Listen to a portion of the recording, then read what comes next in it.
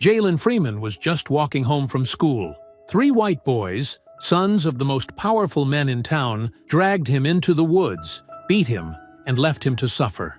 But Jalen isn't alone. His father, Caleb Freeman, has spent 2 decades hunting enemies in silence. Now he's back home. And this time, the enemies wearing sheriff badges and courtroom robes. One by one, the fathers will learn this SEAL doesn't call the police. He doesn't post online. He handles things personally. But as Caleb moves in on the men who hurt his son, he discovers something darker, a secret they've buried for generations. What happens when a father built for war brings justice to a town that's never known it? Before we go any further, comment where in the world you are watching from and make sure to subscribe, because tomorrow's story is one you don't want to miss. The late afternoon sun filtered through the trees, casting long shadows across the dirt path. Jalen Freeman's running shoes kicked up small clouds of dust as he made his way home from track practice. His muscles were pleasantly sore from the workout, and the cool autumn breeze felt good against his skin. He pulled out his phone, thumbs tapping out a quick message to his mom. Practice went great. Be home in 20. Letitia's response came quickly. Proud of you, baby. Dinner's almost ready. Jalen smiled, sliding the phone back into his pocket. The shortcut through the woods saved him a good 15 minutes compared to taking the main road. He'd walked this path hundreds of times before, knowing every twist and turn by heart. The familiar sounds of birds chirping and leaves rustling in the wind surrounded him. His mind wandered to the upcoming track meet this weekend. Coach Thompson said he had a real shot at breaking the county record in the 400-meter dash. The thought made his chest swell with pride. All those extra practice sessions were finally paying off. A twig snapped somewhere behind him. Jalen's steps faltered for just a moment, but he kept walking. The woods were full of small animals, probably just a squirrel or rabbit. Still, something made the hair on the back of his neck stand up. He picked up his pace slightly, keeping his breathing steady like he did during training. Another snap, closer this time, and what sounded like hushed voices.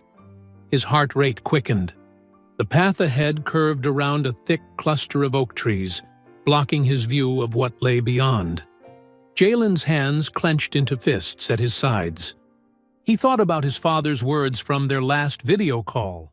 Always trust your instincts, son. They're trying to tell you something. Right now, his instincts were screaming at him to run. Before he could act on that impulse, heavy footsteps pounded the dirt behind him.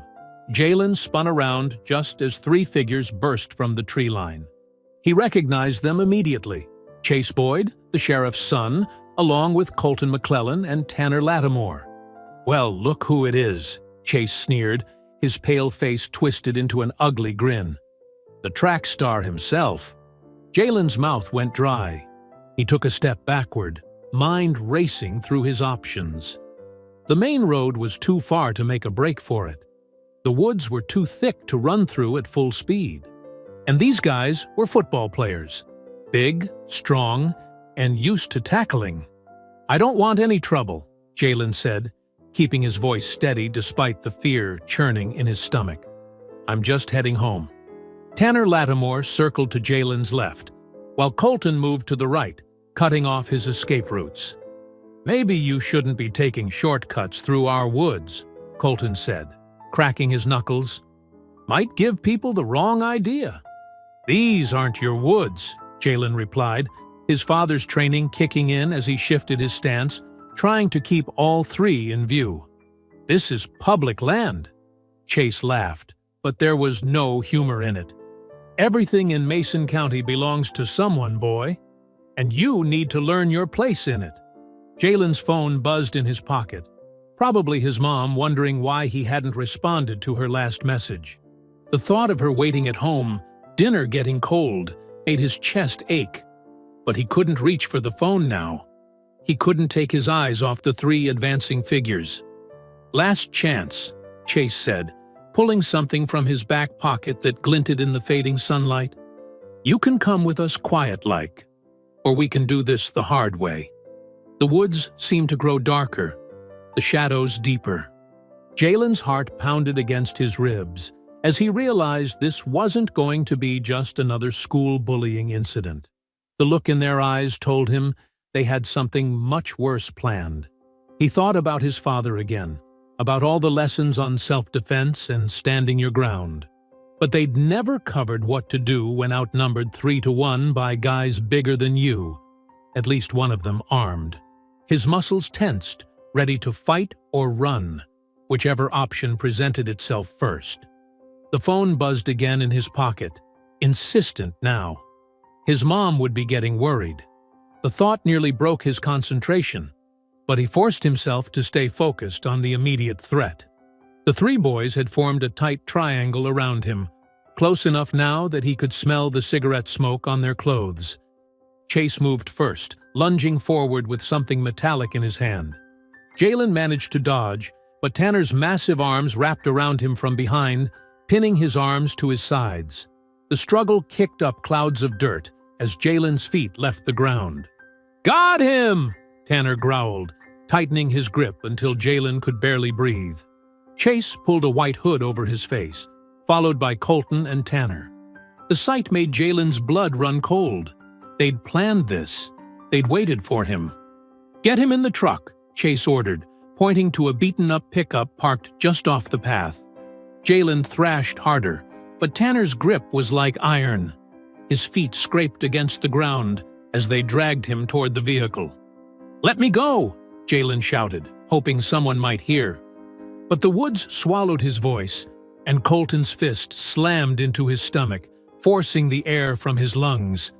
They threw him into the truck bed like a sack of grain.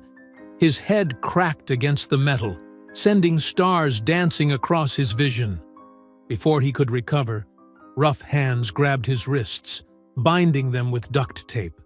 More tape covered his mouth. The engine roared to life.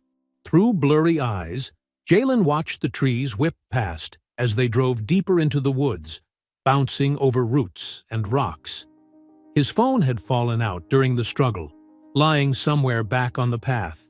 No one would know where he was. After what felt like forever, the truck stopped in a clearing. They yanked him out, and his knees buckled when he hit the ground. The masked boys formed a circle around him. "Time for your lesson," Chase said, voice muffled behind his mask. His boot connected with Jalen's ribs. The beating seemed to last forever. Fists and feet rained down from all directions. Through the pain, Jalen heard their taunts, slurs that cut deeper than their blows. He tried to curl into a ball, to protect his vital organs like his father had taught him, but they kept pulling him apart. "This is our town," Tanner spat, landing another kick. "Don't you forget it." Colton hung back, landing fewer hits, but he did nothing to stop it. Through swollen eyes, Jalen saw him grab Jalen's backpack from the truck. "Look what I found," Colton called out, trying to sound tough despite the tremor in his voice. Tanner laughed, unzipping his pants. "Let me show you what I think of your homework." The sharp smell of urine filled the air as he soaked the backpack, containing Jalen's books, phone charger, and track uniform. Something wooden scraped against the ground. Through the haze of pain, Jalen saw them erect a crude cross, maybe 3 feet tall. Chase pulled out a lighter, and flames licked up the dry wood. "Remember this," Chase said, grabbing Jalen's hair and forcing him to look at the burning cross. "Remember what happens when you forget your place." They left him there, bleeding into the dirt. The truck's engine faded into the distance, leaving only the crackle of flames and Jalen's ragged breathing. The sky had grown dark, and the temperature was dropping. Using every ounce of strength left, Jalen began crawling toward where he thought the road might be. His whole body screamed in protest. Blood dripped from his nose and split lip, making dark spots in the dirt. He didn't know how long he crawled. Time seemed to stretch and blur. Headlights cut through the darkness. Tires crunched on gravel. Jalen tried to call out, but could barely manage a whisper. "Lord have mercy," A familiar voice said. Mr. Rawls, who owned the farm at the edge of the woods, knelt beside him. The old man's weathered hands were gentle as he checked Jalen's injuries. "Hold on, son. I'm calling for help."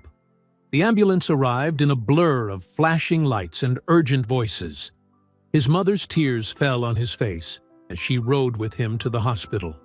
The doctors cleaned his wounds, wrapped his ribs, documented everything with grim faces and careful photographs. Late that night, in the quiet hospital room, Letitia paced back and forth. Her hands shook as she dialed a number she rarely used. It rang 3 times before connecting. "Caleb," she whispered, voice breaking. "They hurt our baby. They hurt him bad."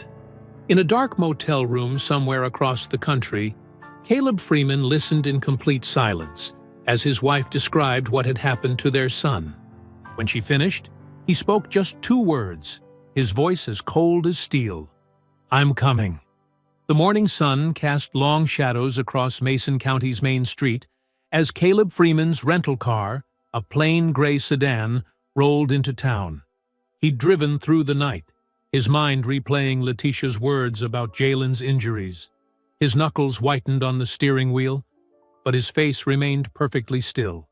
The Lucky Star Diner sat on the corner of Main and Oak, its neon sign flickering weakly in the early light. Caleb parked across the street, studying the building's worn facade.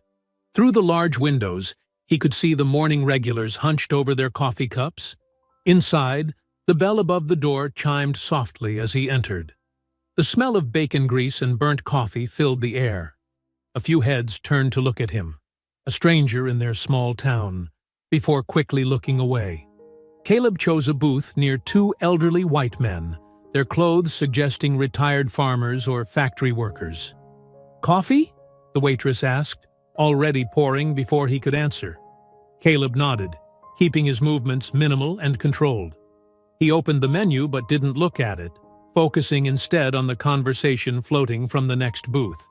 "Heard about that ruckus out by Rawls' place," one of the men said, his voice scratchy from years of cigarettes. "Sure did, Earl. Some boy got himself roughed up pretty good," the other replied, stirring cream into his coffee. "Sheriff's boy was involved, from what I hear." "Well, you know how it goes. These young ones nowadays, they don't know their place like they used to." Earl's voice dropped lower, but not low enough.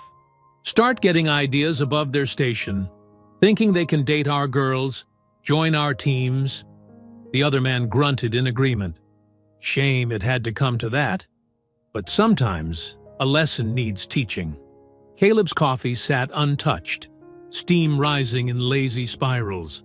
His breathing remained steady, measured, the same breathing pattern he'd used before countless operations.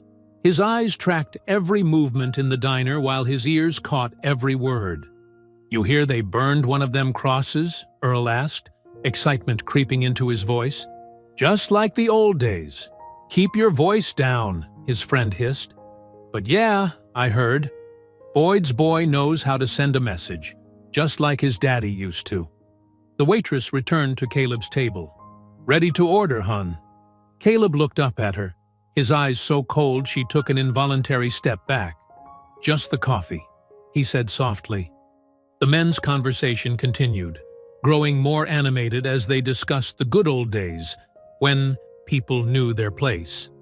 Caleb memorized every detail.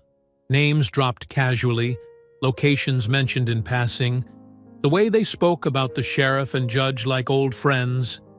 A young deputy walked in, nodding to the old men as he passed. "Morning, Mr. Earl, Mr. Thompson." "Hey there, Jimmy," Earl called out. "How's the sheriff handling all this excitement?" The deputy shrugged. "You know how it is. Lots of paperwork, but nothing'll come of it. Boy probably started something he couldn't finish." Caleb's hand tightened slightly around his coffee cup, the only visible sign of the rage building inside him. He'd seen this before, in villages across the world. The casual way people talked about violence when they thought it would never touch them. The diner filled up as the morning wore on. More conversations drifted past, whispered rumors about Jalen, about troublemakers from the black part of town, about how these things sort themselves out. Each word painted a clearer picture of Mason County's power structure. Caleb sat there for nearly an hour, barely moving, barely breathing. To anyone watching, he might have seemed lost in thought or killing time. But his mind was working with mechanical precision, mapping out the town's dynamics, identifying pressure points, calculating angles of attack. When he finally stood to leave, he placed a $5 bill under his untouched coffee cup. The bell chimed again as he pushed through the door, stepping back into the morning sun. The rental car started quietly, and he pulled away from the curb with the same careful control that marked everything he did. Behind him, Earl and his friend continued their breakfast, unaware that they'd just given a Navy SEAL everything he needed to begin dismantling their carefully protected world. The fluorescent lights of Mason County General Hospital cast harsh shadows across Jalen's bruised face. Caleb Freeman stood in the doorway for a moment, taking in the sight of his son. Purple welts marked Jalen's cheekbone and jaw. His left eye was swollen nearly shut. Letitia rose from her chair beside the bed, tears welling up as she embraced her husband. Caleb held her tight, his eyes never leaving Jalen. "The doctor says nothing's broken," Letitia whispered against Caleb's chest. "But they want to keep him another night for observation." There was some internal bruising. Caleb nodded, gently releasing his wife. He pulled a chair close to Jalen's bed and sat down, his movements deliberately slow and controlled. "Hey, son." "Hey, Dad." Jalen's voice was hoarse, barely above a whisper. "I need you to tell me everything," Caleb said softly. "Every detail you can remember. Take your time." Jalen swallowed hard, wincing at the pain. "I was walking home through the shortcut, by the creek." His voice trembled slightly. "They had masks on, but I knew who they were. Their voices." As Jalen spoke, Caleb listened intently, his face a mask of calm. He noticed how his son's hands shook when describing the cross they'd burned, how his voice caught when recounting their words. Letitia stood by the window, arms wrapped around herself, fighting back tears. "They took pictures," Jalen added, "on their phones." Laughing about it, Caleb's jaw tightened imperceptibly. He pulled out his own phone and carefully photographed each of Jalen's injuries, making sure to capture the distinct pattern of boot marks on his ribs. The backpack sat in a hospital bag by the bed. He documented that too, paying special attention to the cigarette burns and slurs carved into the fabric. "I'll be back soon," he told them, kissing Letitia's cheek and squeezing Jalen's hand gently. The afternoon sun was harsh as Caleb followed the creek path to where it happened. He moved with practiced efficiency, scanning the ground like he'd done countless times in combat zones. Boot prints in the mud told him there had been 3 attackers.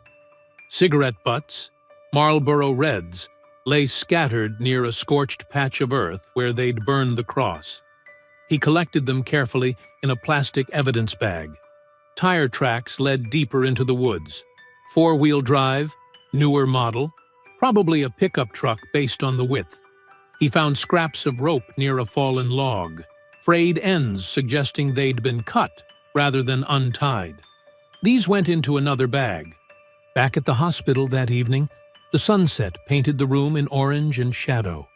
Caleb sat between his wife and son, his voice quiet but firm. "I need their names," he said. Letitia looked away. "Caleb, maybe we should let the police handle this." "The police?" Jalen's laugh was bitter. "Sheriff Boyd's son was one of them, Mom." Caleb's expression didn't change. He waited. Finally, Jalen whispered, "Chase Boyd, Colton McClellan, Tanner Lattimore." Caleb committed each name to memory, noting how Letitia flinched at the last one. The judge's son, the hardware store owner's boy, the sheriff's pride and joy. Each name carried weight in Mason County. Later that night, in his sparse motel room, Caleb stood before the bathroom mirror. The fluorescent light buzzed overhead as he methodically arranged items on the counter. A basic flip phone, still in its packaging. A matte black folding knife, well maintained. A set of professional-grade lockpicks in a leather case, and a small black notebook, its pages crisp and new. He opened the notebook to its first blank page. With precise, measured strokes, he wrote the first name, Boyd. The Mason County Sheriff's Office sat like a squat brick fortress on Main Street, its windows tinted against the morning sun. Caleb Freeman adjusted his collared shirt and stepped through the glass doors into the artificially cool air of the lobby. The front desk deputy barely glanced up from his crossword puzzle. "Can I help you?" "Here to see Sheriff Boyd." Caleb's voice was quiet, but carried an edge of authority that made the deputy look up again. "And you are?" "Caleb Freeman, Jalen Freeman's father." Something flickered across the deputy's face. Recognition, maybe even a hint of discomfort. He picked up his desk phone and murmured into it, eyes darting occasionally to Caleb. "Sheriff will see you now." Down the hall, last door on the right. The hallway was lined with framed newspaper clippings celebrating Sheriff Boyd's achievements. Drug busts, charity events, high school football victories from his coaching days. Caleb noted each one, building a picture of the man he was about to meet. Sheriff Darrell Boyd's office door stood open. The man himself sat behind a massive oak desk, his bulk straining against a khaki uniform. A half-eaten breakfast sandwich leaked egg yolk onto its wrapper. "Mr. Freeman." Boyd's smile didn't reach his eyes. "What can I do for you this fine morning?" Caleb remained standing, hands loose at his sides. "I'm here about my son's assault." "Ah, yes." Boyd wiped his fingers on a napkin. "Deputy Wilson took that report. Unfortunate business, kids getting rough with each other. 3 boys kidnapped and beat my son while calling him slurs." Caleb's voice remained level. "They burned a cross." Boyd's chair creaked as he leaned back. "Now, let's not throw around loaded terms like kidnapped. Boys will be boys. You know how it is. Sometimes roughhousing gets out of hand. They took pictures." "So I heard." Boyd shrugged. "But no one's seen these alleged photos. And without evidence, there's plenty of evidence." Caleb pulled out his phone, showing the photographs of Jalen's injuries. Boot prints, defensive wounds, the burned backpack. Boyd barely glanced at the screen. Could have gotten those bruises anywhere. Maybe a fight at school? "I hear your boy runs track. Could have fallen during practice." The sheriff's dismissive tone made something cold settle in Caleb's chest. He noticed the family photos on Boyd's desk, including one of Chase in his football uniform, grinning next to his father. "Your son was there," Caleb said quietly. Boyd's face hardened. "That's a serious accusation, Mr. Freeman. I'd be careful about spreading rumors without proof." Jalen identified them, all 3 boys. The word of one confused, injured teenager.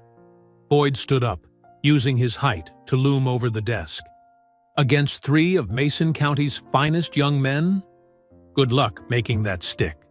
Caleb didn't move, didn't flinch. His stillness seemed to unsettle Boyd slightly. "Look," Boyd continued, his tone shifting to what he probably thought was reasonable. "I understand you're upset, but these things happen. Kids get into scraps. Best to let it blow over. Is that what you'd say if it was your son in the hospital?" Boyd's face flushed red. "Now listen here." "No," Caleb cut him off softly. "You listen. This isn't going away. What happened to my son wasn't roughhousing. It wasn't boys being boys. It was a hate crime. Get out of my office." Boyd's voice shook with barely contained rage. "And if you keep spreading these wild accusations about my boy, you'll find yourself facing harassment charges." Caleb held Boyd's gaze for a long moment. He noticed the slight tremor in the sheriff's right hand, the sweat beading at his hairline. Behind the bluster and badge, Boyd was afraid, not of Caleb specifically, but of what his presence represented. Change, accountability, the end of business as usual in Mason County. "Have a good day, Sheriff." Caleb turned and walked out, leaving Boyd standing behind his desk, breakfast forgotten and cooling on its wrapper. The front desk deputy watched him leave, pencil frozen over his crossword puzzle. Through the tinted windows, Main Street continued its morning routine, oblivious to the quiet war that had just been declared in the sheriff's office. After leaving the sheriff's office, Caleb drove to the county courthouse, a white-columned building that loomed over the town square. The marble steps led to Judge McClellan's chambers on the second floor. The judge's secretary, a thin woman with steel-gray hair, tried to stop him. "Sir, you need an appointment." Caleb walked past her desk. "He'll see me." Judge Charles McClellan looked up from his leather chair as Caleb entered, his wire-rimmed glasses catching the morning light. Unlike Boyd's messy office, the judge's chamber was immaculate. Law books precisely arranged, degrees perfectly straight on dark wood panels. "This is highly irregular," McClellan said, his voice carrying that particular southern drawl that suggested old money and older prejudices. "So was what happened to my son." Caleb remained standing, just as he had with Boyd. McClellan removed his glasses, folding them carefully. "Ah, you must be the Freeman boy's father. I heard about that unfortunate incident. Your son Colton was there. A serious allegation." McClellan's smile was practiced, patronizing, one that could damage a young man's reputation, especially without evidence. "There's evidence. Hearsay from an injured teenager hardly counts as evidence in my courtroom, Mr. Freeman." Caleb stepped closer to the desk. "This isn't your courtroom, and I'm not here for legal proceedings." McClellan's smile faltered slightly. "Then why are you here? To give you a chance. One chance to make this right." "Is that a threat?" McClellan's hand moved toward his desk drawer. "Just a fact." Caleb's voice remained quiet. "Like the fact that your son helped torture mine." McClellan stood up, face flushed. "Get out of my chambers before I call security." Caleb turned and walked out, leaving the judge trembling behind his expensive desk. The hardware store sat at the edge of town, its faded sign reading, "Lattimore's Home and Hardware," creaking in the breeze. The bell jingled as Caleb entered. Carl Lattimore stood behind the counter, a stocky man with calloused hands and hard eyes. "We're closing early today," Lattimore said without looking up. "This won't take long." Caleb's boots echoed on the worn wooden floor. Lattimore's head snapped up at his voice. Recognition crossed his face, followed by something darker. "You're that Freeman boy's daddy. And you're Tanner's father. Get out of my store." Lattimore's hand disappeared beneath the counter. "Your son took pictures while they beat mine." Caleb kept walking forward. "Posted them online before deleting them. But nothing really disappears from the internet." Lattimore's jaw clenched. "You got no proof." "You get one chance to make this right," Caleb said, just as he had to the others. "One!" Lattimore barked out a laugh. "Or what? You'll sue me? Good luck with that in Mason County. I'm not interested in lawsuits." Caleb turned and walked out, leaving Lattimore gripping whatever weapon he had hidden under the counter.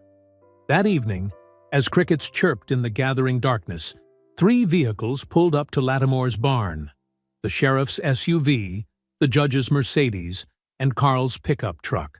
The men gathered inside, their faces lit by a single hanging bulb. "He threatened all of us," Boyd said, pacing on the hay-strewn floor. McClellan perched on a wooden crate, looking out of place in his suit. "He's dangerous. Military-trained." "He's one man," Lattimore spat. "We run this county." "My sources say he's some kind of special forces," Boyd added. "We need to handle this before he starts digging." "Agreed," McClellan nodded. "A show of force. Remind him how things work here." I know some boys who can help, Lattimore said, a cruel smile spreading across his face. Make sure he gets the message. The three men continued plotting in the dim barn, unaware that their world was about to change forever. The barn's single bulb cast long shadows across stacked hay bales and rusted farm equipment. Carl Lattimore twisted the cap off another beer, tossing it into a growing pile on the dirt floor. Sheriff Boyd lounged on an old tractor seat, while Judge McClellan perched uncomfortably on a wooden crate, his expensive suit gathering dust. This Freeman character, Boyd said, taking a long pull from his bottle. He's got that military look about him. The way he moves, like he's sizing everything up. Lattimore snorted. Don't matter how he moves, this is our town. My sources at the VA say he's not just military. Boyd leaned forward, lowering his voice despite being alone in the barn. He's a SEAL, one of those elite types. McClellan dabbed his forehead with a monogrammed handkerchief. Perhaps we should consider a more diplomatic approach? Diplomatic? Lattimore slammed his bottle down. Your boy helped teach that Freeman kid a lesson, same as mine. You getting soft, Charles? The judge's face reddened. I'm merely suggesting we think this through. Violence could escalate. Already thought it through. Lattimore cut him off. We send a message. Clear and simple. Boyd nodded slowly. I got deputies who'll look the other way. Could arrange something quiet like. An accident? McClellan asked, his voice barely above a whisper. Accidents happen all the time, Lattimore said, grinning, especially to outsiders who don't know their place. The barn fell silent, except for the chirping of crickets outside. Boyd finished his beer and crushed the can. My cousin Billy, Lattimore continued, he's got some friends down in Meridian. Real hard cases. They could pay Freeman a visit, make sure he understands how things work around here.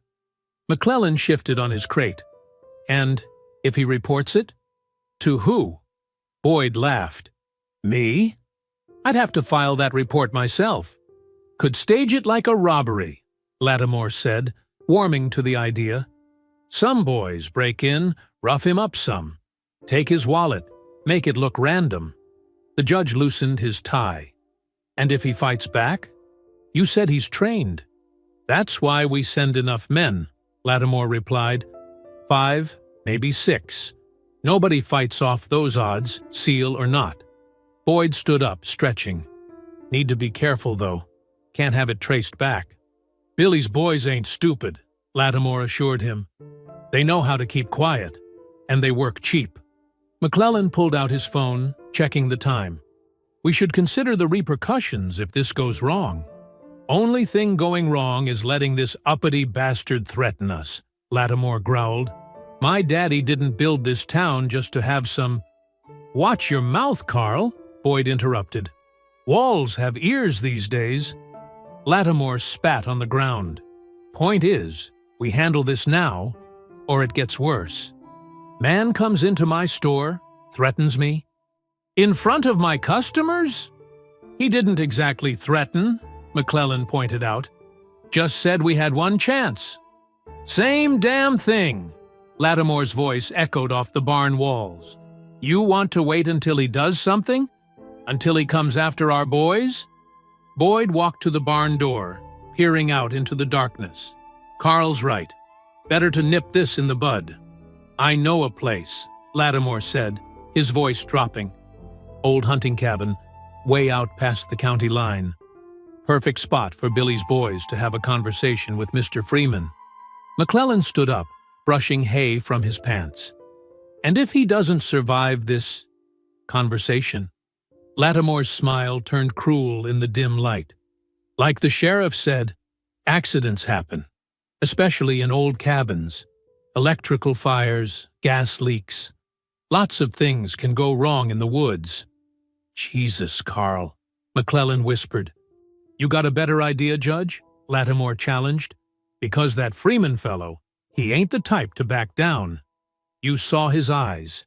He means to cause trouble. Boyd returned to the group. We need to decide tonight. Either we handle this, or we risk everything we built. Everything our fathers built, Lattimore corrected. I'll call Billy now, get things moving.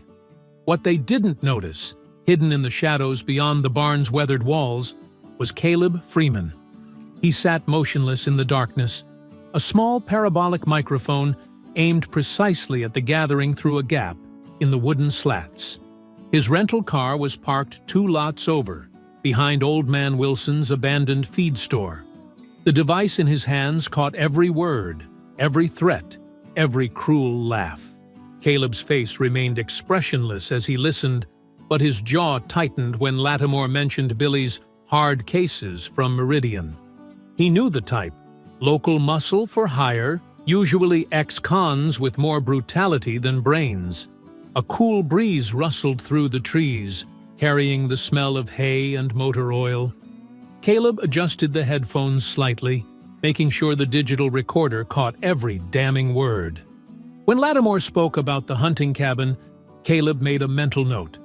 He knew the area they meant, isolated property just past the Miller Creek Bridge, where the county line curved around old logging roads.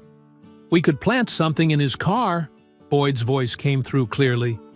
"Got a deputy who can pull him over, find whatever we want in that trunk. Or better yet," Lattimore added, "get our boys to push his kid into throwing the first punch. Self-defense, right, Sheriff?" The recorder caught Boyd's lazy chuckle. "Ain't hard to make a charge stick when you're the one writing the report." McClellan's voice was shakier, less certain. "The boys on the track team. Good grades. College prospects. If we push too hard?" "That's the point," Lattimore cut in. "Let's see how tough Freeman acts when his boy's future goes up in smoke. One phone call to my friend on the school board, that college dream's dead anyway." Caleb's fingers tightened slightly on the microphone, but his breathing remained steady. Years of training had taught him to channel anger into focus. Each threat they made was another piece of evidence, another nail in their own coffin. "Could have Tanner and the boys rough him up again," Boyd suggested.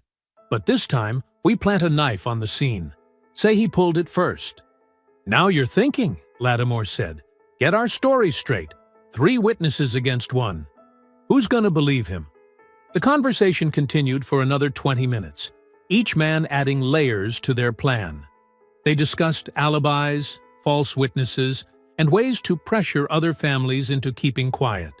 Caleb recorded it all, his military-grade equipment capturing every incriminating detail. Finally, the men began gathering their empty bottles. Headlights swept across the barn as McClellan's luxury sedan pulled away first. Boyd followed a few minutes later in his patrol car. Lattimore stayed behind, making his call to Billy. "Yeah, tomorrow night," Lattimore spoke into his phone. "Bring 5 guys. Make it look random, but make it hurt. No hospitals. Just make sure he gets the message." After Lattimore's truck rumbled away, Caleb waited 10 full minutes in perfect stillness. The discipline that had kept him alive through countless missions now helped him remain patient, thorough. He checked the recording. 43 minutes of clear audio, every word preserved. Only then did he move, sliding through the shadows like a ghost. The barn door didn't make a sound as he slipped inside. His flashlight, barely brighter than a moonbeam, guided him to the single bulb hanging from the ceiling. With practiced efficiency, he unscrewed it, plunging the barn into darkness. From his pocket, he withdrew a single spent .45 caliber casing, military grade, the kind used in SEAL operations. He placed it precisely in the center of the wooden table where they had sat, positioning it so it would catch the morning light. The brass would tell them 2 things. First, that he had heard everything, and second, that he was capable of far more than they had imagined. But most importantly, it would make them wonder what else he might have left behind. Caleb took one last look around the barn, his trained eyes picking out details they had missed. Boot prints in the dust, fingerprints on bottles, cigarette butts that could yield DNA. Then he melted back into the darkness, leaving nothing but questions and fear behind him. The morning sun hadn't yet cleared the trees when Sheriff Boyd pulled into the station parking lot. His coffee cup froze halfway to his mouth. Where his patrol truck had been parked last night now sat a skeleton of metal, suspended on concrete blocks. The wheels were gone. The doors had vanished. The hood gaped open, engine parts missing like pulled teeth. Boyd stumbled out of his personal vehicle, spilling hot coffee on his uniform. The truck's frame rested perfectly level on 4 matching blocks, stripped cleaner than a Thanksgiving turkey. The seats were gone, the steering wheel missing, even the radio and light bar had been removed. Not a single bolt or screw remained that wasn't essential to keeping the frame intact. What in God's name? He spun around, searching for witnesses, but the street was empty. The bank's security camera across the street should have caught something, but when he looked up, he noticed its lens had been carefully covered with black tape. The station's own cameras were dark, their power cables cleanly cut. His deputy, Rick Martinez, came running out of the station. "Sheriff, I just got here. I swear it was fine when I drove past at midnight." Boyd's face turned purple. "Get CSI down here now. I want prints, tire tracks, everything." But even as he barked orders, he knew they wouldn't find anything. This wasn't some random theft. This was a message. The precision of it, the absolute thoroughness. This was military work. His hands started shaking as he thought about Freeman's warning. Across town, Carl Lattimore's morning was going even worse. He'd arrived early to check inventory at his hardware store, only to find the heavy padlock on his private garage lying open on the ground, picked clean without a scratch.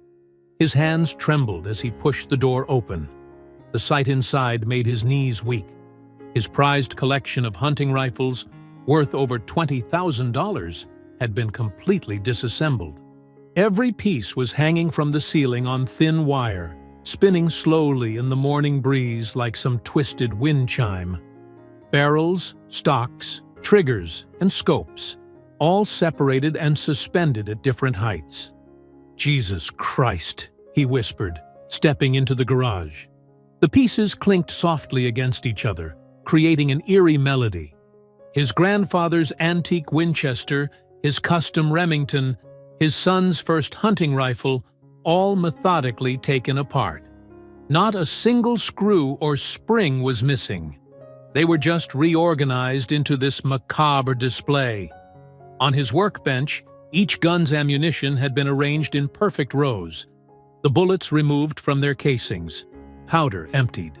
The casings formed a simple message: "Next time." Lattimore grabbed his phone with shaking fingers, dialing Boyd's number.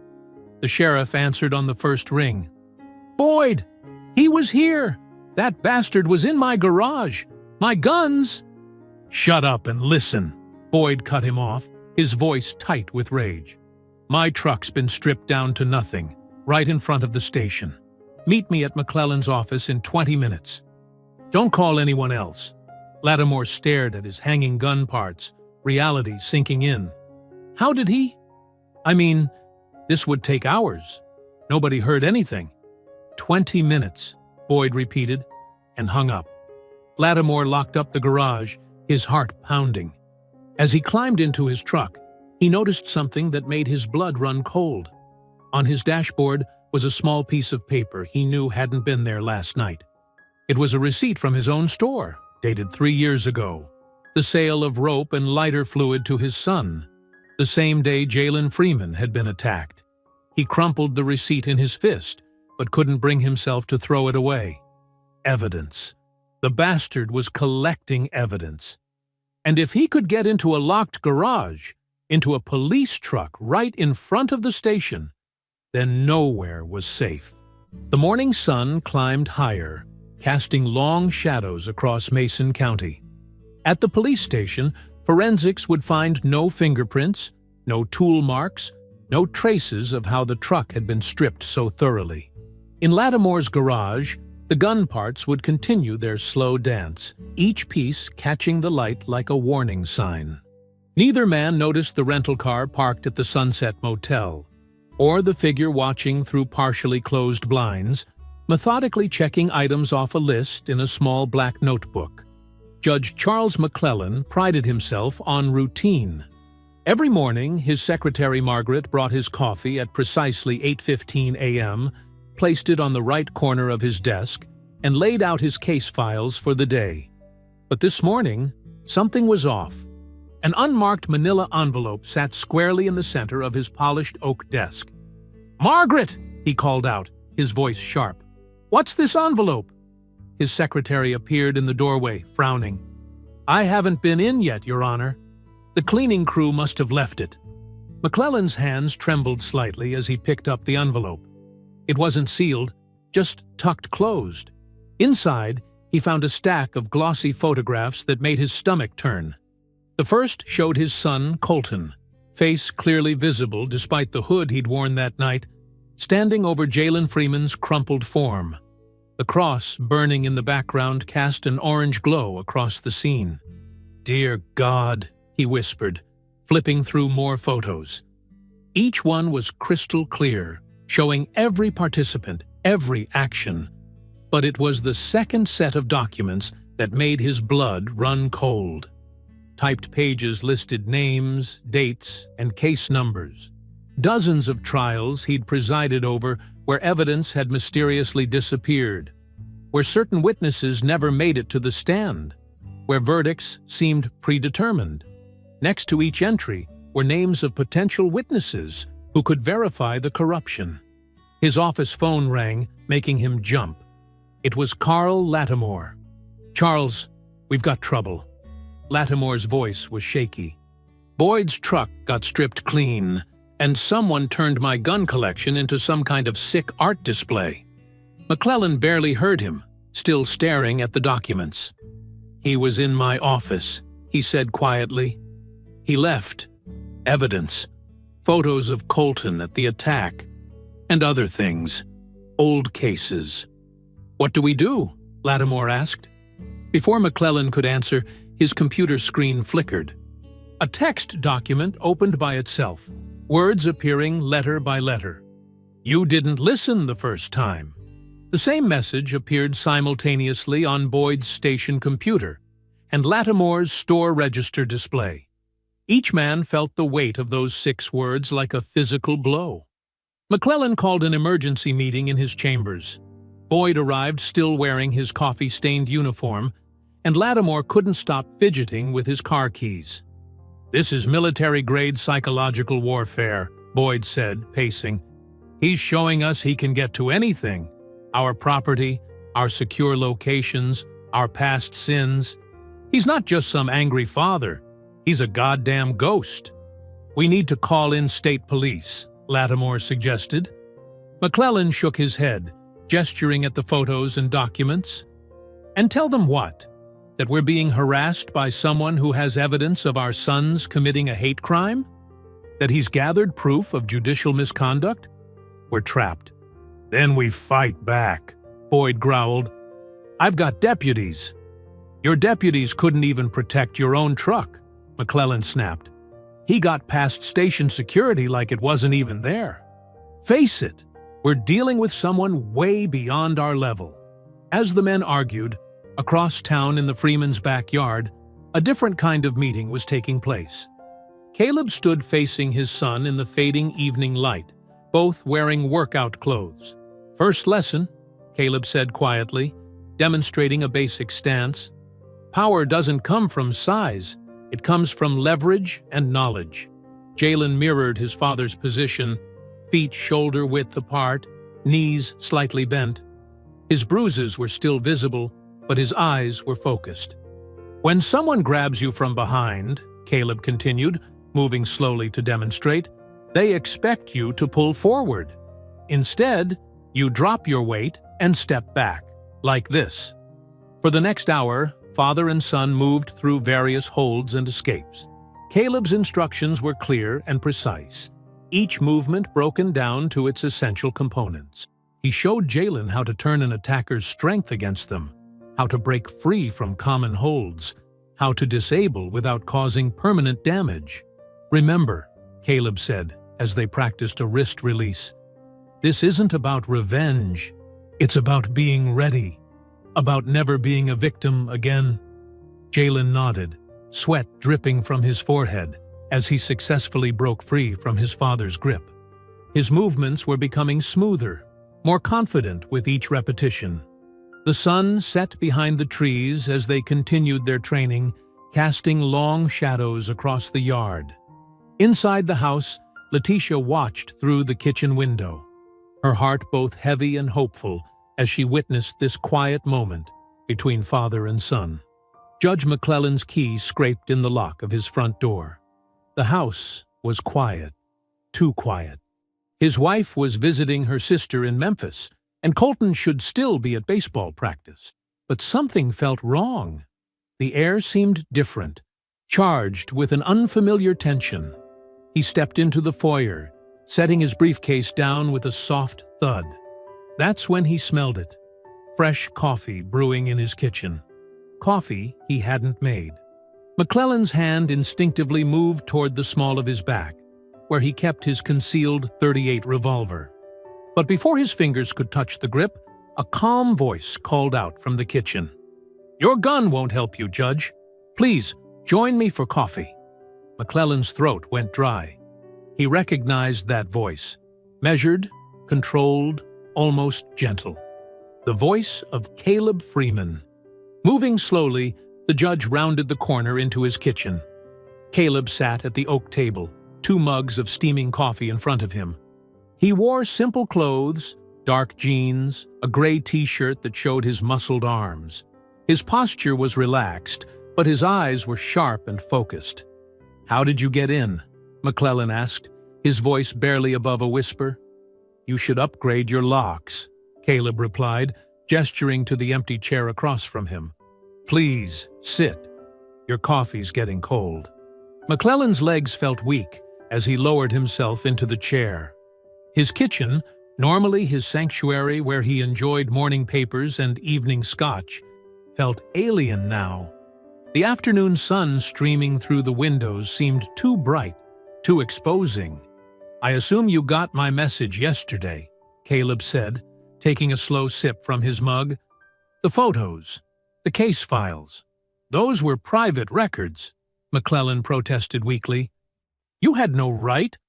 Like my son had no right to walk home without being attacked?" Caleb's voice remained steady, but his eyes hardened. "Like those defendants had no right to fair trials." McClellan's hands trembled as he reached for his coffee mug. "What do you want?" "I want you to do the right thing," Caleb said. "Take Colton to the police station. Have him confess. Then you'll make a public apology to my son." The judge's face flushed red. "You're insane. Do you know what that would do to my family? To my career?" "I do," Caleb nodded. "Just like I know what your son and his friends did to my family. To my son's sense of safety. To his dignity." McClellan's eyes darted to the kitchen drawer where he kept his backup revolver. Caleb noticed. "Try it," he said quietly. "I searched your house for weapons before you arrived. You really should vary your hiding spots." Sweat beaded on McClellan's forehead. This man had been in his house, through his belongings, probably read his private papers. The violation made him feel naked, exposed. "You can't intimidate me."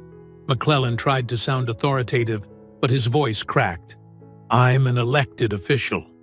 "I'm not here to intimidate you," Caleb replied, setting his mug down carefully. "I'm here to give you one last chance to show your son what real justice looks like, what real courage looks like. By destroying everything we've built, everything I've worked for, by showing him that actions have consequences." Caleb leaned forward slightly. "That privilege doesn't make you untouchable. That hurting people because of their skin color isn't something we accept anymore." McClellan's hands clenched into fists on the table. "And if I refuse? Then I'll have to handle things differently," Caleb said, his voice still calm but carrying an edge that made McClellan's spine tingle. "And trust me, Judge, you won't like how that plays out." The kitchen fell silent except for the soft ticking of the wall clock. Through the window, birds chirped in the maple tree outside, oblivious to the tension within. McClellan stared into his coffee, watching his distorted reflection in the dark liquid. "How long do I have to decide?" he finally asked. "Until tomorrow morning." Caleb stood up smoothly. 8 a.m. After that, things get complicated. He walked to the kitchen door, then paused. "Oh, and Judge? Don't bother calling Boyd or Lattimore. They're getting similar visits today. I know all about your plan to ambush me. You better call those boys off." McClellan's face hardened. He straightened in his chair, trying to reclaim some authority. "You come into my house, threaten me, and expect compliance? Do you know who I am in this town?" "A man who raised his son to hate," Caleb replied evenly. "A man who twists justice to serve his prejudice. That's who you are. My family built this county." McClellan's voice rose. "We've maintained order here for generations. You people just don't understand your place." "Our place?" Caleb's eyes narrowed slightly. "Tell me more about our place, Judge." McClellan stood up abruptly, his chair scraping against the tile floor. "I won't be lectured in my own home by some—" "Sit down." Caleb's voice cut through the air like a blade. "Please." Something in that quiet command made McClellan's knees buckle. He sank back into his chair. "Here's what's going to happen," Caleb continued. "You're going to sign a confession detailing your role in covering up hate crimes. You're going to take Colton to the station and have him tell the truth. Then you'll publicly apologize to my son." "Never!" McClellan spat. "You can't prove anything. I have the rope fibers, the cigarette butts, tire tracks that match your son's truck, witnesses who saw them drive by. But more importantly," Caleb leaned forward, his voice dropping lower, "I have the truth, and truth has a way of coming out." McClellan's hand inched toward the kitchen drawer. "Get out of my house. Last chance, Judge. Do the right thing. Show your son there's a better way." McClellan lunged for the drawer, yanking it open. His fingers closed around the revolver's grip. But before he could raise it, Caleb moved with frightening speed. One hand clamped down on McClellan's wrist, twisting until the gun clattered to the floor. The other hand grabbed the judge's collar. In one fluid motion, Caleb slammed McClellan's head against the table. The judge slumped, dazed. "Wrong choice," Caleb said softly. Working quickly and methodically, Caleb dragged McClellan to his study. He stripped the judge down to his underwear, a final humiliation for a proud man. Using duct tape from his pocket, he secured McClellan to the leather office chair, arms bound behind his back, ankles taped to the chair legs. On the mahogany desk, Caleb placed a formal confession he'd prepared, along with a pen. He'd typed out every detail: dates, names, incidents of judicial misconduct. All it needed was a signature. McClellan's head lolled as he regained consciousness. His eyes widened in panic when he realized his situation. "You're insane," he slurred. "They'll hunt you down for this." "No one's hunting anyone," Caleb replied, checking the tape bonds. "You're going to have a quiet breakdown. Stress of the job, maybe. People will whisper, but they'll understand. Happens to men in power sometimes. You won't get away with this." McClellan struggled weakly against the tape. "I already have." Caleb walked to the door. "Someone will find you eventually. Maybe you'll sign the confession. Maybe you won't. But everyone will know your true character now." He paused in the doorway. "One more thing, Judge. If anything happens to my son again, anything at all, I'll be back. And next time, I won't be so gentle." Hours passed. The sun set, casting long shadows through the study windows. McClellan's shoulders ached. his mouth dry from the tape across it.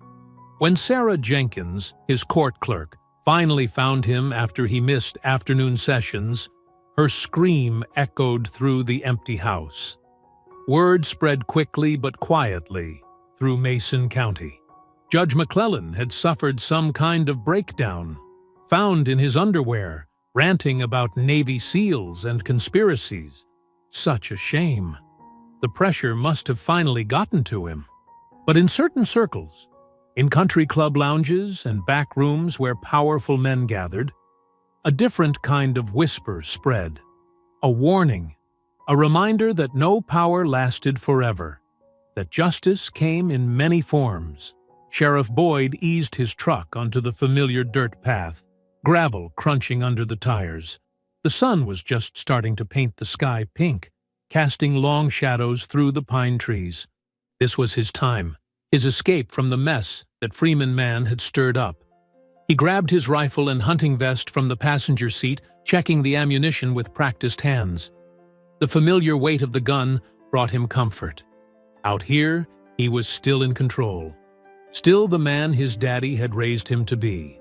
The morning air was crisp, carrying the scent of damp earth and pine needles. Boyd adjusted his cap and started down his usual trail, boots crunching softly on fallen leaves. He'd been hunting these woods for 30 years. Every tree, every ridge, every animal trail. He knew them all like the back of his hand. His mind wandered to Chase as he walked. The boy had been quiet lately, jumpy even. Not the son of a sheriff should act. Boyd's jaw clenched. That Freeman kid had gotten into his boy's head somehow. Made him doubt himself. Made him weak. "Gonna set things right," Boyd muttered to himself, checking his scope. "Show everyone who really runs this county." He paused at a fallen log, his usual rest spot. Something felt off. The woods were too quiet. No bird song, no squirrels chattering in the branches. Every hunter's instinct told him he wasn't alone. "Beautiful morning for a hunt," a voice said behind him. Boyd spun around, rifle raised. Caleb Freeman stood there, unarmed, hands in the pockets of his jacket. He looked completely at ease, like he was taking a casual morning stroll. "This is private property," Boyd growled, keeping the rifle trained on Caleb's chest. "You're trespassing." "Funny thing about property," Caleb said, taking a step forward. "It only matters if you can hold on to it." "Stop right there!" Boyd's finger tightened on the trigger. "I'll shoot you where you stand." "No, you won't." Caleb took another step. "Because deep down, under all that badge and bluster, you're a coward, just like your boy." Boyd's face flushed red. "You don't talk about my son."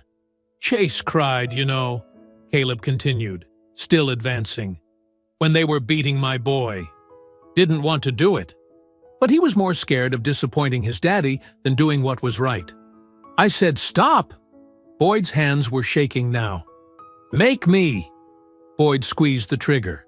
The click of an empty chamber echoed through the trees. He pulled again. Click, click, click. Caleb reached into his pocket and held up a handful of rifle cartridges. "Looking for these?" With a roar, Boyd swung the rifle like a club. Caleb moved like water, stepping inside the wild swing. His elbow connected with Boyd's solar plexus, driving the air from his lungs. The rifle clattered to the ground. Boyd stumbled back, gasping. He was a big man, used to throwing his weight around. But Caleb moved with the fluid precision of a predator. Each strike was calculated, measured, designed to hurt. "Fight back!" Boyd wheezed, swinging haymakers that hit nothing but air. "Fight like a man!" "I'm not here to fight," Caleb replied, deflecting another wild punch. "I'm here to teach." His fist drove into Boyd's kidney. The sheriff doubled over, retching. A knee caught him in the face as he bent forward. Blood sprayed from his nose. Boyd fell to his knees, spitting red onto the leaves. His whole body trembled. For the first time in decades, he felt small, helpless. like the bullied kid he'd once been before he learned to become the bully. "Your badge," Caleb said quietly. "Take it off." "Go to hell," Boyd gasped. Caleb's boot came down on the badge, pinning it to Boyd's chest. The pressure increased slowly, inexorably. Boyd could feel the metal digging into his flesh through his shirt. "Take it off." With shaking fingers, Boyd unpinned the badge. Caleb's boot lifted, allowing him to drop it on the ground. The morning sun caught the metal, making it gleam one last time before Caleb's heel came down. The crack of breaking metal seemed to echo through the silent woods. Through swollen eyes, Boyd watched as Caleb methodically cleaned his hands with a cloth from his pocket. The morning light filtered through the trees, casting dappled shadows on the forest floor, where drops of Boyd's blood stained the leaves. "You know what the difference is between us?" Caleb asked, his voice steady despite the violence he'd just delivered. "I could kill you right now, but I won't. Because my son needs to see justice done right, not revenge." Boyd tried to respond, but his jaw wouldn't work properly. He could taste copper in his mouth, feel the ache of loose teeth. His ribs screamed with every breath. In 25 years wearing the badge, he'd never been beaten like this. Caleb pulled a length of rope from his jacket pocket and began securing Boyd to the thick pine trunk. His movements were precise, professional. The knots tight enough to hold, but not cut off circulation. Boyd recognized the technique from his police training. This wasn't random violence. This was calculated. "My boy," Boyd finally managed to slur through bloody lips. "Leave Chase alone. Your boy needs to learn what you never did," Caleb replied, checking the bindings. "Actions have consequences. Real ones. Not the kind you can make disappear with a badge and a handshake." The broken shield lay in pieces by Boyd's feet, morning dew already gathering on the shattered metal. His father had pinned that badge on him 25 years ago. Now it was just twisted scrap, like everything else he'd built his life around.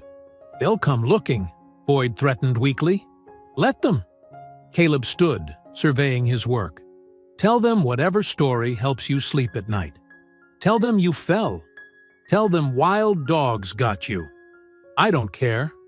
But remember this feeling. Remember what it's like to be helpless. To have no one coming to help you." He knelt down, meeting Boyd's terrified gaze. "That's how my son felt. That's how every person you've wronged felt. The only difference is, I'm letting you live to think about it." Boyd's head throbbed. He could feel consciousness slipping away, darkness creeping in at the edges of his vision.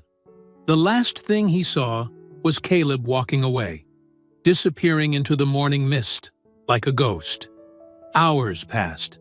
The sun climbed higher, warming Boyd's battered face. Birds returned to the trees, their songs a mockery of his pain. He drifted in and out, time becoming meaningless. Finally, voices cut through his haze. Flashlight beams danced across his face. "Sheriff! Jesus Christ, Sheriff Boyd!" Deputy Martinez's young face swam into view as he cut through the ropes. Other deputies gathered around, their radios crackling with urgent chatter. "Call an ambulance." "Who did this?" "Should we set up roadblocks?" "No," Boyd croaked, his voice barely a whisper. "No reports. No investigation." Martinez helped him sit up, concern etched on his face. "But sir, you've been assaulted. We need to—" "I said no!" Boyd snapped, then winced at the pain it caused. "I fell, that's all. Tripped and hit my head. Got tangled in some vines." "Understanding me, deputy?" The younger man's eyes darted to the broken badge, then back to Boyd's face. Understanding dawned in his expression. "Yes, sir. A fall. I'll make sure everyone knows." They helped Boyd to his feet. His legs shook like a newborn colt's. Everything hurt. But worse than the physical pain was the knowledge that he'd been beaten, truly beaten, for the first time in his life. His power, his control, his untouchable status. All gone with his shattered badge. As they half carried him back to the trail, Boyd caught a glimpse of movement in the trees. Just a shadow, maybe a trick of the light. But he knew. Caleb was still watching. Would always be watching. For the first time in his life, Sheriff Darrell Boyd was afraid. Not of death or pain, but of justice.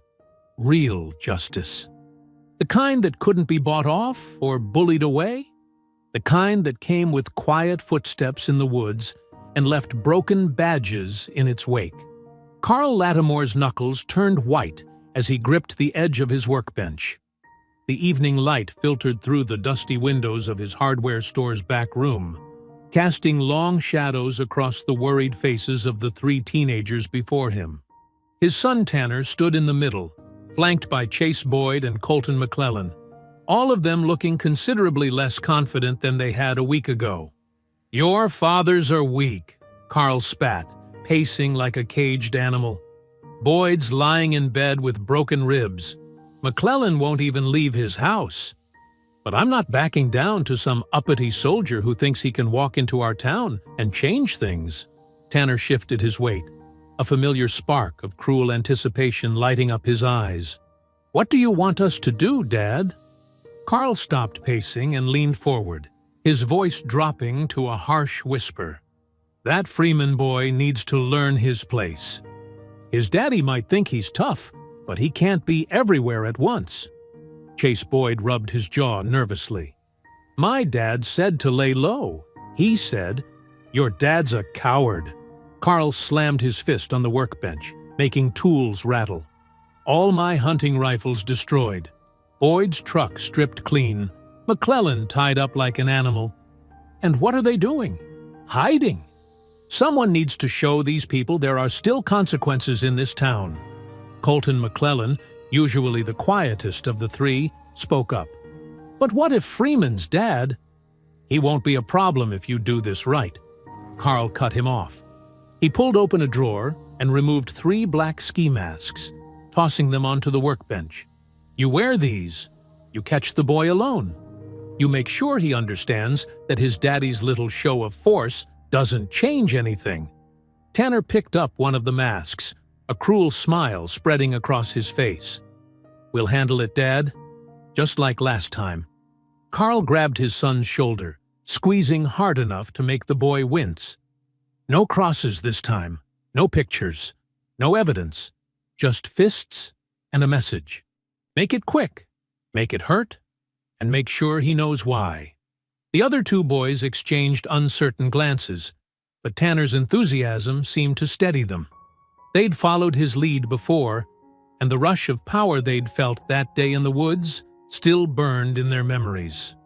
"When?" Chase asked, finally picking up his mask. "Tomorrow after school," Carl said.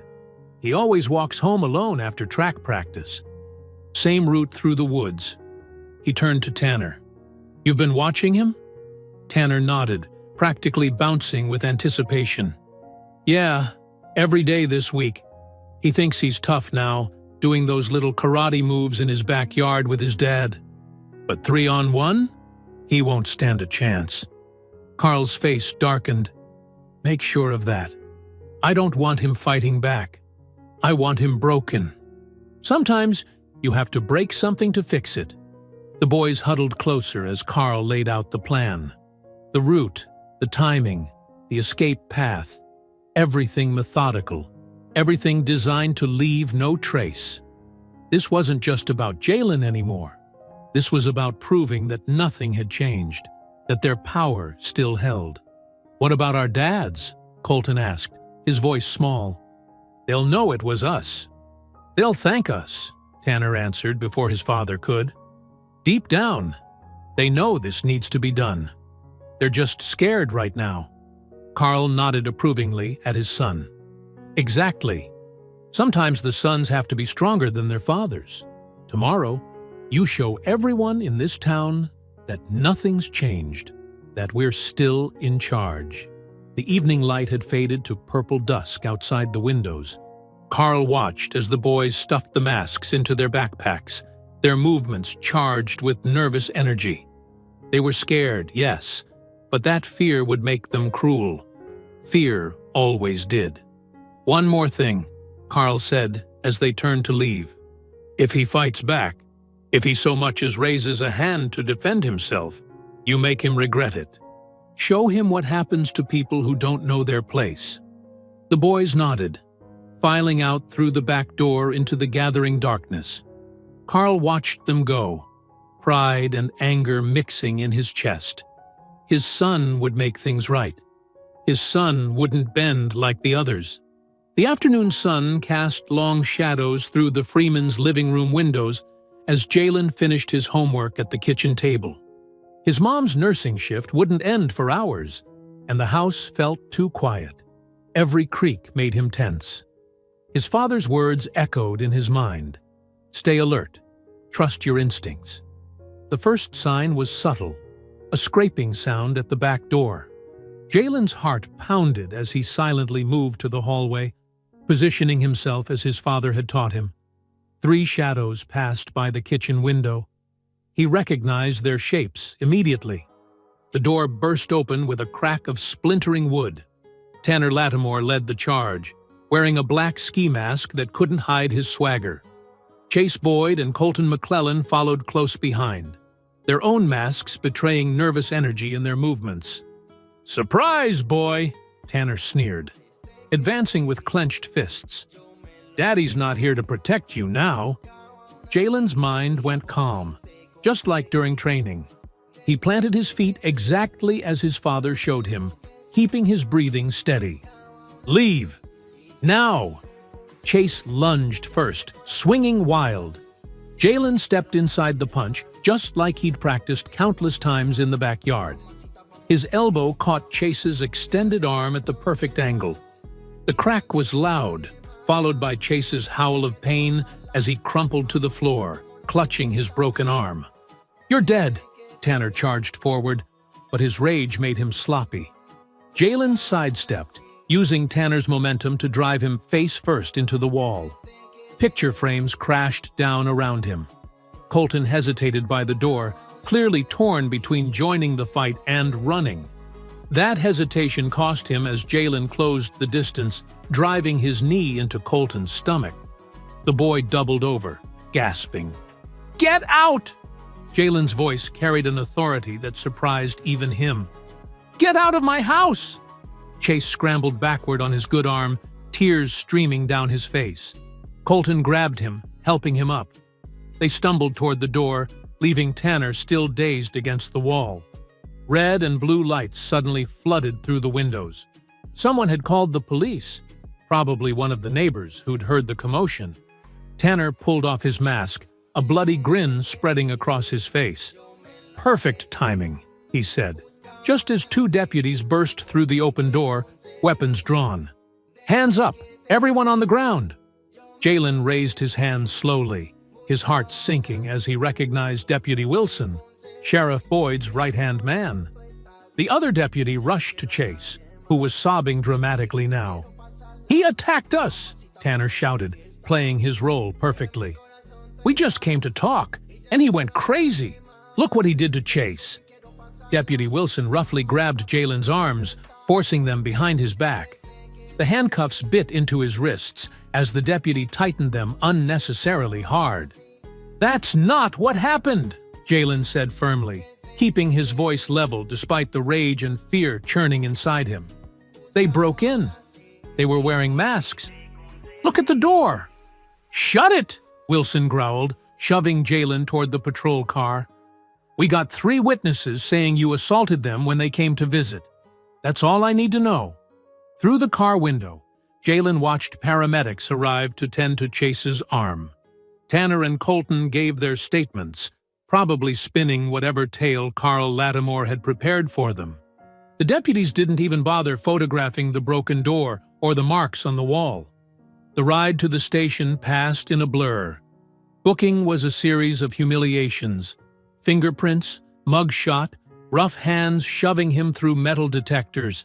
They took his shoes, his belt, everything but his clothes.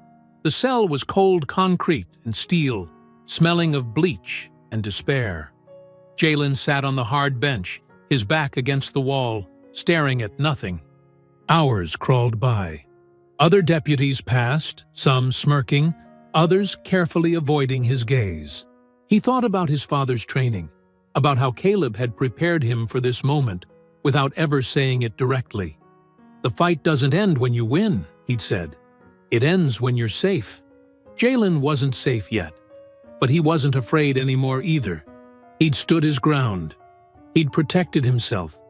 And now he waited, knowing that somewhere in the darkness, his father was already moving, already planning, already bringing a different kind of justice to Mason County.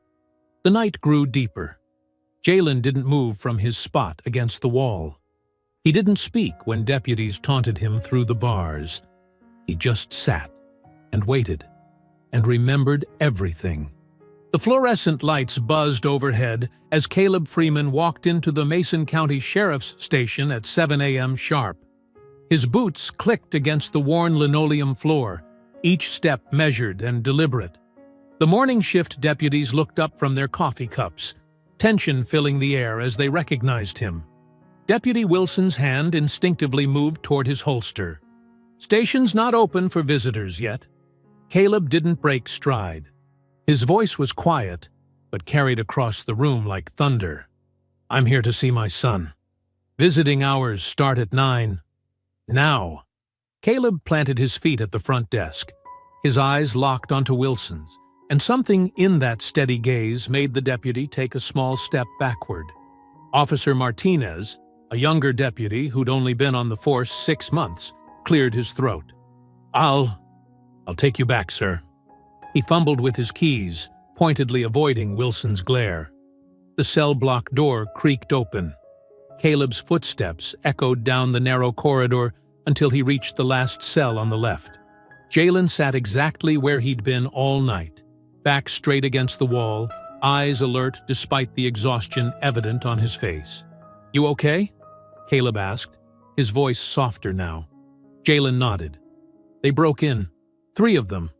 Masks on." "I know." Caleb wrapped his fingers around the steel bars. "Tell me what happened next." "I did what you taught me. Chase came at me first. I broke his arm." There was a slight tremor in Jalen's voice. "Just like we practiced. Then Tanner and Colton. I handled it. But the deputies, you did everything right," Caleb said. "This isn't about last night. This is your final test." Jalen stood up, moving closer to the bars. "What do you mean?" "They think this cell breaks you, makes you afraid." Caleb's eyes were intense but proud. "But you're not afraid anymore, are you?" "No, sir." "Good. Because fear is what they want. Fear is how they've controlled this town for generations." Caleb glanced down the corridor where Martinez pretended not to listen. "Your mother's outside right now, with Reverend Jackson and half the church ladies. They're filing formal complaints with the county commissioner, the state police, and 3 different civil rights organizations." A small smile crossed Jalen's face. "Mom's not playing around." "Never does." Caleb reached through the bars, gripping his son's shoulder. "You held your ground. You protected our home. Now it's my turn to finish this." Through the station's front windows, they could see Letitia Freeman standing with a group of community leaders. She wore her nurse's scrubs, having come straight from her night shift, but her spine was steel as she spoke with reporters who'd begun gathering.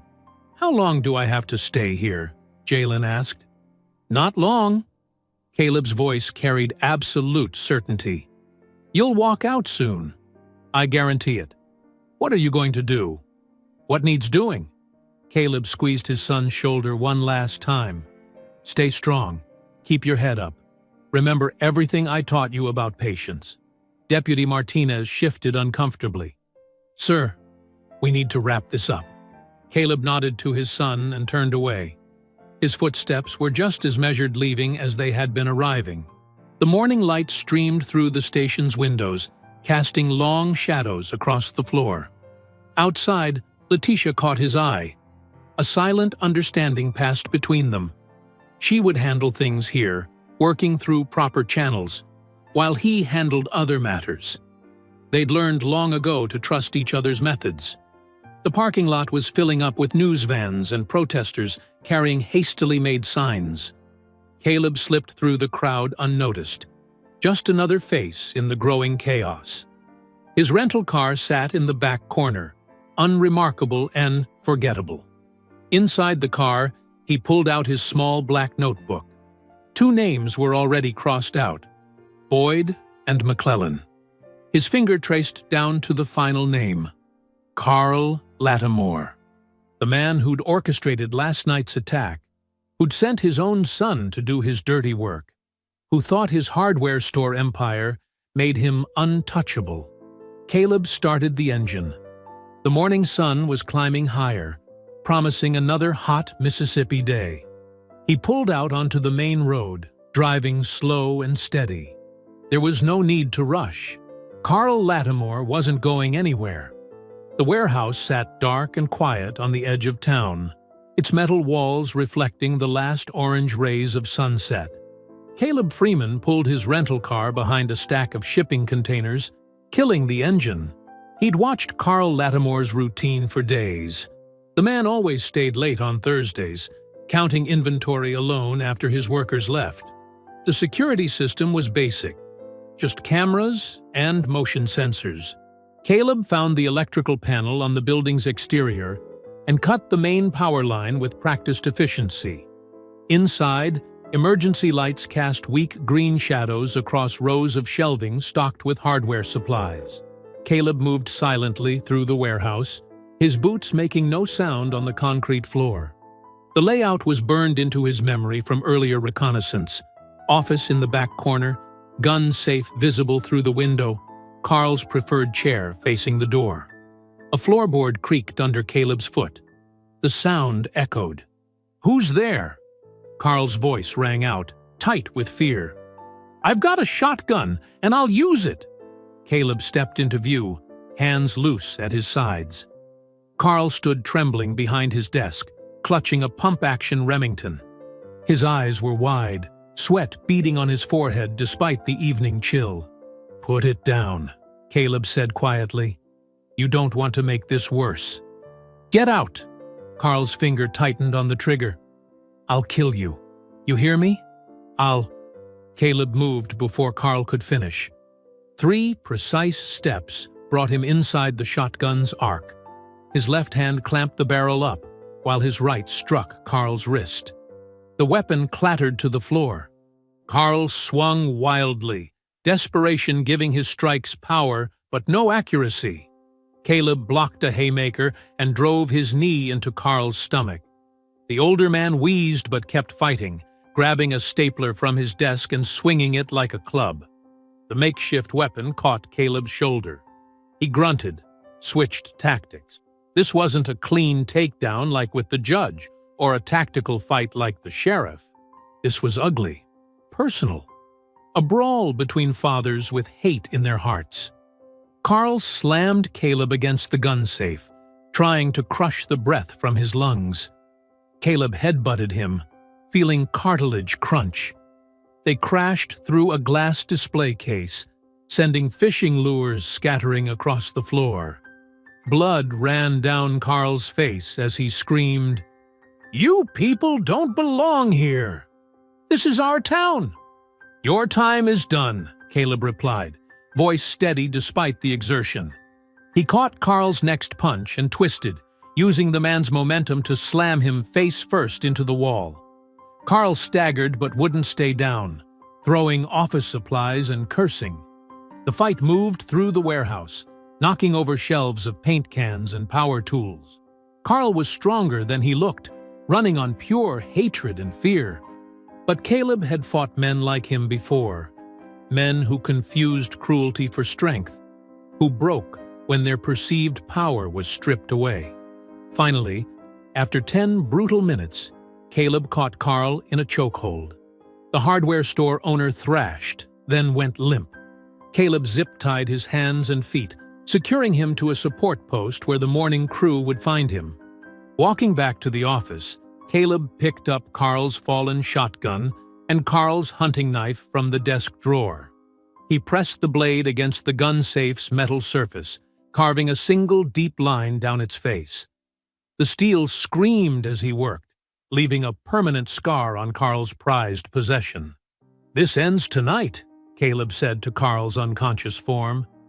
He placed the knife just out of reach and walked to the office phone. He dialed the mayor's private number, knowing it would go to voicemail at this hour.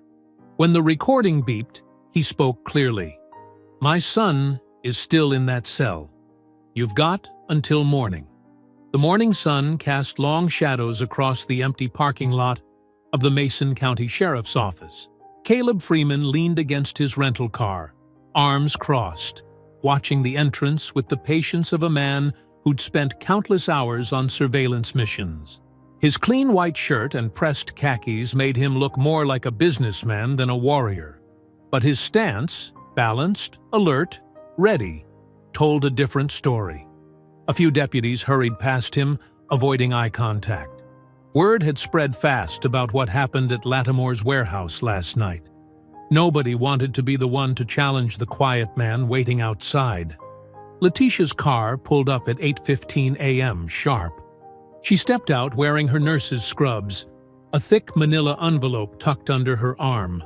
Her face showed the strain of a sleepless night, but her steps were steady as she walked to stand beside her husband. "Everything's here," she said, patting the envelope. "Witness statements, medical records, photos of the injuries, plus documentation of similar incidents they've swept under the rug over the years." She glanced at Caleb. "Mr. Rawls helped me gather quite a collection." Caleb nodded once. "Good people remember." They didn't have to wait much longer. Mayor Thompson's black SUV rolled into the lot at 8:30. The mayor, a heavy-set man with thinning gray hair, climbed out looking distinctly uncomfortable. He wiped sweat from his forehead despite the mild morning air. "Mr. Freeman," he said, trying to sound authoritative but his voice wavering slightly. "Perhaps we could discuss this in my office?" "Here's fine," Caleb replied. His tone was conversational, almost friendly, but his eyes never left the mayor's face. The mayor shifted his weight. "Look, we all want what's best for the community. There's no need for this situation to escalate further." "My son spent the night in jail for defending himself," Letitia cut in, her voice sharp.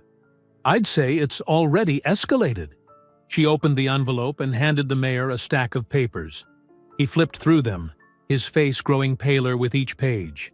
"These incidents," he started. "Go back 15 years, Letitia finished. "All documented, all buried." Caleb straightened up from his car. The small movement made the mayor take an involuntary step back. "Simple solution," Caleb said quietly. "Drop the charges. Release my son. We all go home." The mayor looked between them, then at the damning paperwork in his hands. I'll need to make some calls." "Make them," Caleb said. The next 30 minutes moved quickly. Phone calls were made, papers were signed. By 9:15, the cell door opened and Jalen walked out, still wearing his clothes from yesterday. No reporters waited outside. No cameras flashed. Just a family walking to their cars while the mayor retreated to his office, already drafting damage control measures. Later that morning, a series of quiet announcements rippled through the town. Judge McClellan would be taking an extended medical leave, effective immediately. Sheriff Boyd had requested vacation time to deal with family matters. The school board scheduled an emergency meeting to discuss community healing initiatives. At Carl Lattimore's hardware store, a "for sale" sign appeared in the window. His son Tanner wasn't in school that day, or the next. Caleb drove Jalen to May's Diner, a small place on the outskirts of town. They sat in a corner booth away from the few morning customers. The waitress brought coffee for Caleb, orange juice for Jalen, and plates of scrambled eggs and toast for both. For a while, they ate in comfortable silence. Jalen's face still showed bruises, But he held himself differently now, straighter, more assured. He'd faced his fears and stood his ground. Nothing could take that away from him. The community center's old gymnasium echoed with afternoon sunlight streaming through dusty windows. Jalen stood at the entrance, his hands trembling slightly as he gripped the door handle. The bruises on his face had faded to yellowish marks, but the memory of that night in the woods still felt fresh. Miss Angela, the center's director for 15 years, looked up from her desk when Jalen walked in. Her face brightened with genuine warmth. "Jalen Freeman, we've missed you around here." "Hi, Miss Angela," Jalen said, his voice quiet but steady. "I was wondering if I could talk to you about something." She gestured to the chair across from her desk, concern crossing her features as she noticed the healing marks on his face. Everyone in town knew what had happened, but few spoke about it openly. "I want to teach some basic self-defense," Jalen said, straightening his shoulders. "To the younger kids, the ones who might need it." Miss Angela folded her hands on her desk, studying him carefully. "Are you sure you're ready for that, honey?" Jalen nodded, more confident now. "I learned some things, important things, about standing tall, about being ready." He paused, choosing his words carefully. "About not being afraid anymore." The old gymnasium had been cleared of basketball equipment, blue exercise mats spread across the wooden floor. 4 middle school boys stood in a loose line, shuffling nervously and watching Jalen with mixture of curiosity and uncertainty. They were all black, all small for their age, all carrying the same watchful look Jalen recognized from his own reflection. "First thing," Jalen said, his voice stronger than he expected, "is learning how to stand." He demonstrated the stance his father had taught him.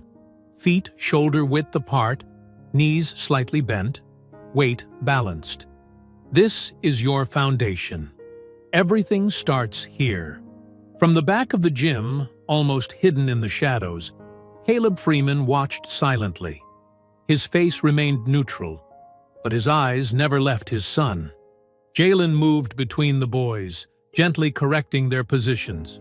"Keep your chin up," he told Marcus, the smallest one. "Eyes forward. You're not doing anything wrong by taking up space."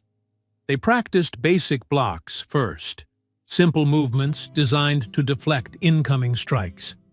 Jalen remembered how his father had taught him, breaking down each motion into clear steps. "You're not trying to hurt anyone," he explained. "You're just making sure they can't hurt you." The boys began to relax as they moved, their initial awkwardness giving way to focused concentration. Jalen demonstrated a simple wrist escape, showing them how to twist free from a grab without panicking. "Sometimes people try to make you feel small," Jalen said, his voice carrying clearly across the gym. "They want you to believe you don't deserve to walk freely, to feel safe."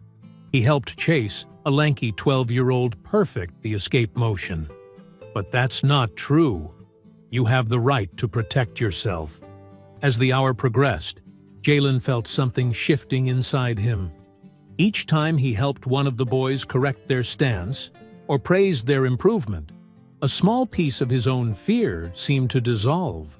He wasn't just teaching techniques, he was sharing something deeper, something his father had given him. "Remember," Jalen said as they practiced sidesteps, "the goal isn't to fight. The goal is to be ready, to be strong, to know your worth." He demonstrated a smooth, defensive movement. When you know these things, sometimes you don't have to fight at all. The boys moved with growing confidence, their movements becoming more fluid.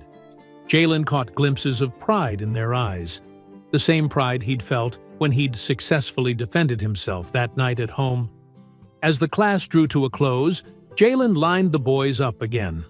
They were sweating slightly, but standing straighter than when they'd arrived. He led them through a formal bow, just as his father had taught him. In the back of the gym, Caleb's stern expression softened into a smile as he watched his son. Jalen stood before his small class, his posture perfect, his head held high. The afternoon light caught his profile, highlighting not the fading bruises, but the strength that had always been there, waiting to emerge. I hope you enjoyed that story. Please like the video and subscribe so that you do not miss out on the next one. In the meantime, I have handpicked 2 stories for you that I think you will enjoy. Have a great day.